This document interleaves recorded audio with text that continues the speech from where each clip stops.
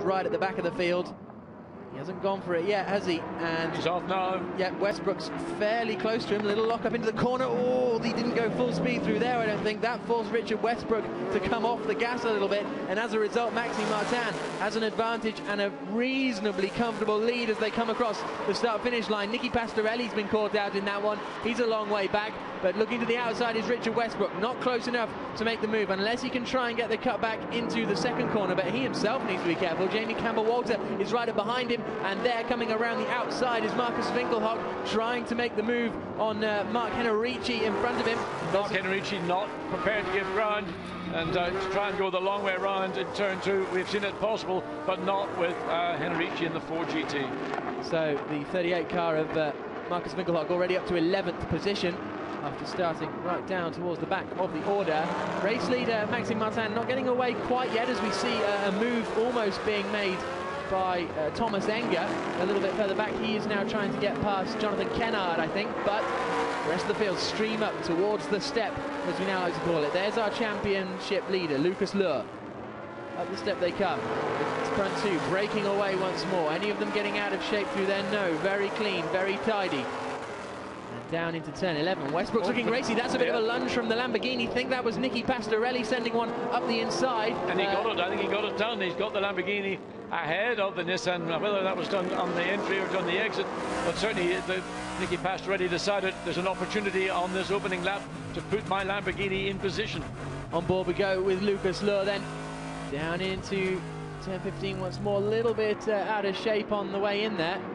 Well, into the final corner now, no moves being made just yet. Lucas Luhr right up behind. That's a clumsy move from Mark Henrici, trying to force his way through on the inside of Christopher Nygaard, but he doesn't come off for him as they come across the line once more. On board we go with Lucas Luhr. The lead gap only 0.7 seconds, so definitely now that the Nissan has got his tyres up to temperature a little bit, it looks like he can threaten a little bit more. Here's the move from Marcus Winkelhock, very, very close. Look at that, almost touching the back of, who was that he was right behind? Mark Henrici, wasn't it? In the 40 car. So Winkelhock, Henrici and Nygaard now in an absolutely brilliant battle. And then we've got the first of the Team China Corvettes closing in as well, which at the moment is Sergio Jimenez. Well, it's a difficult task for Marcus Winkelhock because he's got pressure coming from behind as well. So he's got to keep an eye on his mirrors rather than just focusing purely on what's going on ahead of him. With Nygaard and Henrici having their private battle.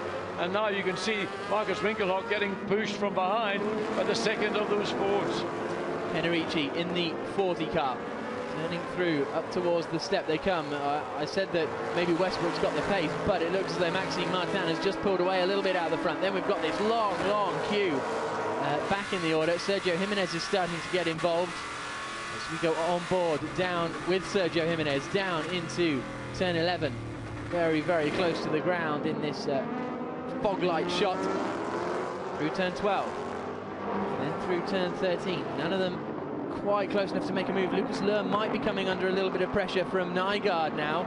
Maybe Nygaard will fancy a little look into the final corner. It's all starting to back up behind Nicky Pastorelli, isn't it? Yeah, I mean, Nicky Pastorelli is the slowest car of this group of 5 cars. He's having to be defensive going into turn 17. And then you've got Lucas Luhr also trying to do something, being pushed by Nygaard, being pushed by Henrici, being pushed by Winkelhock. And those 5 cars now come across start-finish line. 38 minutes of this race, remaining 3 minutes. In fact, it'll be 2 minutes in a very short time before the pit lane opens up. Pastorelli backing these guys up. He's also helping his teammate Marcus Winkelhock because he's starting to close in. I still don't think that number 7 car is quite right. And Dominic Schweiger prepares for a pit stop for the car currently driven by Nicky Pastorelli. That's the car in 7th place, the Lamborghini. Someone just went off there, didn't they? Someone went very wide. I think we're on board. Oh, contact. Oh, it's the Fords and the Lamborghini. So you got the Nygaard and Mark Henrici, and was that contact with the Lamborghini that they've been battling with Nicky Pastorelli? It's a spin, and then they all so Nygaard spins, Henrici gets on the brakes, but then obviously Pastorelli behind Winkelhock behind wasn't able to see it, so slams into the back of him, and that sends them all spinning. So I mean, that was the group of cars that were being held up effectively by Nicky Pastorelli, Lucas Luhr, Nygaard, Henry. There's the bang from behind. Suddenly you see a 4GT facing you the wrong way, and well, that was a moment not in a particularly well. Look, there's the car. It is beached. It's not been able. Nygaard's not been able to get the engine fired back up again. or the damage to the car is more than it might well look at this point. Looking from that onboard, I think Nygaard got 2 taps. I think he got a tap into the first corner, which sent him sideways, and then maybe another tap into the second, but he was out of shape. The tyres had lost a bit of grip, and that incident is now under investigation. I fear that may bring out another safety car as well, because that's a pretty precarious position. But let's focus on the action for the moment.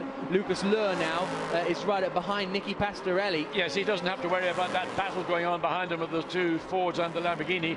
He can now focus purely on trying to get a move on Nicky Pastorelli. The gap there you see to the second of the Lamborghinis with Markus Winkelhock, clear air, and then the first of the Corvettes and the second of the Ford Belgian racing team.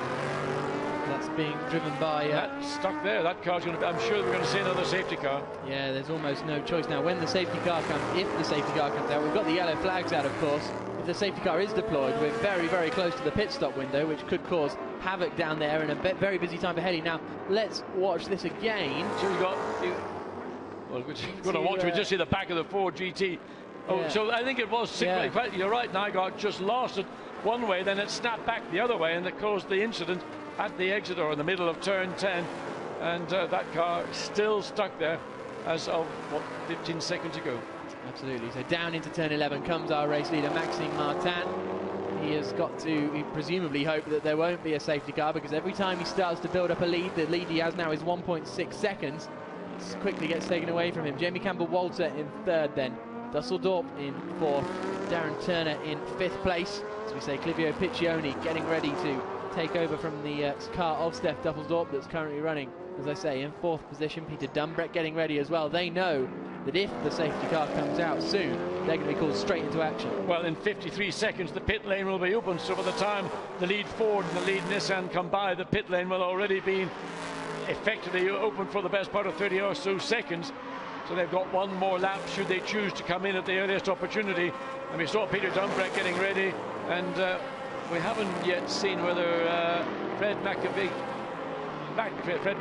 was preparing or not. No doubt he will be very shortly. Here comes Sergio Jimenez. Little look up the inside of Jan Clary into turn 9. Not quite close enough to make the move this time. They're just ahead of Jonathan Kennard, who's now up into 12th place. Cars being moved. They got that Ford, whether they got it fired up or not, or whether it was pulled. Hopefully it has been fired up, and that car will no doubt be making its way very quickly to the pit lane, though it won't be able to do a driver change. The pit lane officially isn't open for that. It's open just for general service.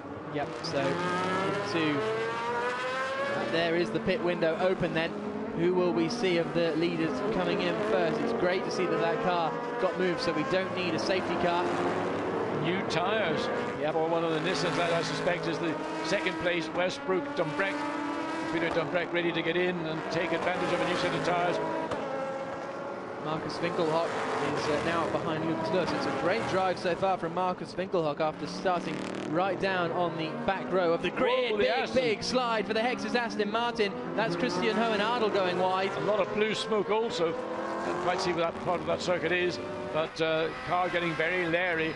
And again, I would just wonder, is dirt getting blown or driven onto the racetrack as we got the race leader coming around as he decided Machiavelli is Machiavelli, not Machiavelli. He could be Machiavellian at times, and one of the Nissans also, but Westbrook car appears to stay out. They're all peeling in, really. Westbrook stays out. I think that Hexus that we saw getting sideways, Christian Hohenadel, I think he has stayed out, but certainly Martin, Campbell, Walters, Piccioni, Turner, Pastorelli, Luhr, all in the pits. It's very, very busy down there in the pit lane. This is where races can be won and lost if the 41 car can get a good turnaround on their pit stop. Up to the rear left wheel they go, still trying to get him out as into the pits. Then comes Lucas Luhr, knocking over his pit marker as he does so. He's going to be handing over to Michael Crum. And it's the Lucas Luhr, Michael Crum car that have got a brand new set of Michelin rubber. That's Fred Makovicky makes his way after the pit stop, so good job by the Ford GT team. And now we wait to see Lucas Luhr followed this Astons, going to the Hexus Astons, still fitting the rear tyres to the car. Now Michael Crum and the Lamborghini goes through, and it's a disappointment. The right rear is a problem. They're losing positions by the car going past yesterday. A gun or a nut. We don't know what. I think the nut might be stuck in the gun. So Michael Crum absolutely, well, what can you say, sitting there. It's not been done. The gun's been removed and the car goes out. Everybody shakes their hands in disappointment.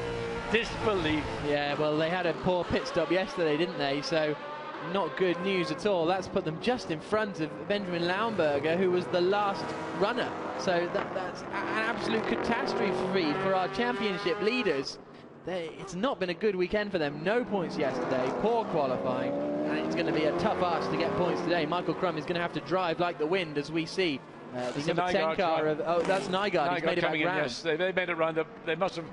Well, when they got the car restarted, he continued on the circuit, but he's now finally come in to the pits to carry out that change as the second of the Hexus Astons comes in, and continuing this. Richard Westbrook now in the pits as well, so that Nissan driver change to Peter Dumbreck.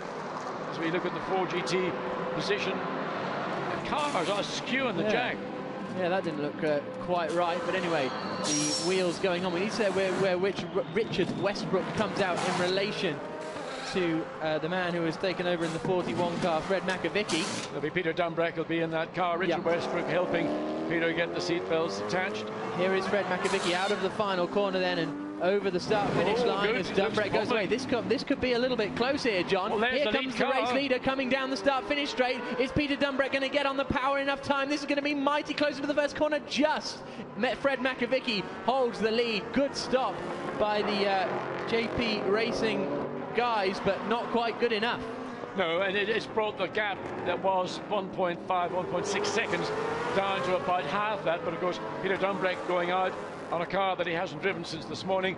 Fred Makovicky's had the benefit of doing a flying lap, and he's comfortable now with the tyres and the track conditions. But it'll be a battle between these two, and I wonder, can Peter Dumbreck do a little bit more than Richard Westbrook was able to do against Maxime Martin, with Dumbreck having to fight against Fred Makovicky. I think in all of that, Clivio Piccioni is the big winner in the number 3 Hexus car. It looks like he now is in 3rd place, ahead of Jamie Campbell-Walter. Well, so we'll see. Well, the Hexus pit stops we know from this year have been outstanding, and the easiest way to make up positions in the field of GT1 cars is by doing smart pit work. So it'll be David Brabham now in the 21 car, which is down in 14th place. It's just set the fastest first sector of anyone, but I think down in 14th, that must have been a pit stop problem for David Brabham and Jamie Campbell-Walter. As into the pits comes Markus Winkelhock after a sterling first stint, it has to be said. He is now handing over to his teammate in the Alinkel.com Munich Motorsport car, Mark Basseng. There's some damage left front on that car. Obviously the contact probably in the early laps, but we can see some of the damage to the left front of the bodywork. Over the line comes our race leader as we see Mark Basseng getting ready to go out. The team almost done. There we go. Away he goes. And David Brabham then has got a lot of work on his hands. Hopefully we'll spot him at some point. In all that, during the pits, Clivio Piccioni closed in. Not only did he take that position, but he's also closed in considerably on our front two. Out of the pits then, is that Brabham there? Yes, it is. So the 21 car of David Brabham coming out just in front of the man who started on the last row of the grid, or the team that started on the last row of the grid, Mark Basseng. So an absolute disaster in the pits for David Brabham, who was telling us all about the buttons on the steering wheel and the flicks inside the cockpit you can change. Fairly similar to what we're seeing there. There's Markus Winkelhock. Yeah, he's just giving a brief debriefing to the team. Good job by Markus Winkelhock. Hands over to Mark Basseng, and Mark will carry the car through to the finish. And then we see chasing. In fact, yes, coming up into turn. How aggressive on the gear change. Really clunks down the gears. Up the gears, not too bad. Lamborghini have always had an Achilles heel in the gearbox. The gearbox actually mounted alongside the driver in the Lamborghini Murcielago. It's an unusual configuration. And the aggression on the down change, well. This is going to be a nice little battle then. This is Andrea Piccini and Darren Turner. No, sorry, it's not Darren Turner, is it? As they come through the right-hander, it is now. He is handed over to Stefan Mucker. So this will be a battle that develops over.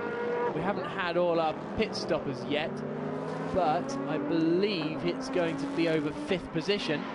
We'll wait and confirm that when all the pit stops have shaken out. We've only got Jan Clary, who is still out. So, well, you know, normally when you do that, you get a bit of TV coverage, but we're not seeing very much of Ford there. Well, one of the Fords in the pits, and that's Nygaard here. That's the car we saw with the spin up at turn 10, and that car, I suspect, has been retired, whatever the problems are.